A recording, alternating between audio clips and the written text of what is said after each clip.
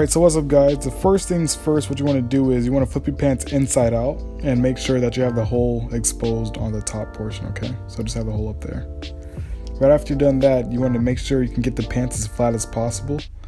Just try to like make the hole pretty close, so use like the fabric around it, make it to where it's almost like there wasn't a hole there before, you know what I'm saying? So make sure you have it flat, and also you want to make sure those wrinkles, all the wrinkles at the top, you want to make sure those are gone as much as possible, because if it sticks to the Bondex strip, it's going to kind of stick to it's going to look like it's wrinkled.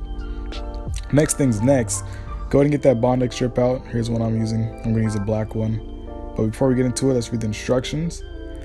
I kind of skipped this step, especially like the first step. I didn't even look at the instructions until like after the fact, but definitely try to stick to the instructions, and it says leave it on for about 30 seconds. So before we go ahead and apply the Bondex strip, we're going to iron down the pants, make them flat. Like I said, reposition the pants to where you have the hole mostly closed, because if you don't, you might have the Bondex strip showing through once you're done. You'll see what I mean. And definitely try to get rid of those wrinkles. All right. Get the Bondex strip measured up to your hole. If you need to cut it, you can cut the Bondex strip. This is what I'm doing here. Since it's like the holes are kind of like bigger than the width of the Bondex strip, I'm just going to cut it in two and then place it on either side where the rips are.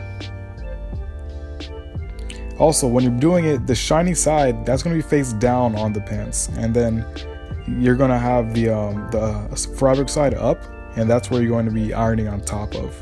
Okay, so shiny side down, fabric side up.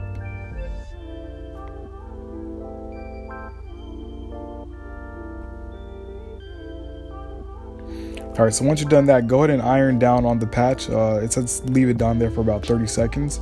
I kind of did it till I felt like I was good enough, but you know, just iron down the patch, and then once it's done ironed, you're pretty much done. You're good to go. Once it's done, you're good. Just let it dry and, you know, cool off for a bit before you start touching it.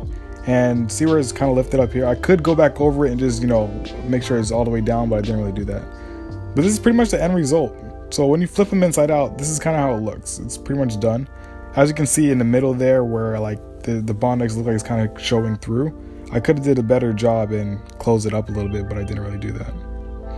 All right, and this is pretty much how it looks when it's on, you know, on the body and all that. So it's pretty much done. It's really simple. It doesn't require any sewing. I like this method a lot because sometimes I don't feel like sewing and all that, but really easy way to get your pants done. If you guys like this video, go ahead and give it a thumbs up for me, and I'll see you in the next video. Peace.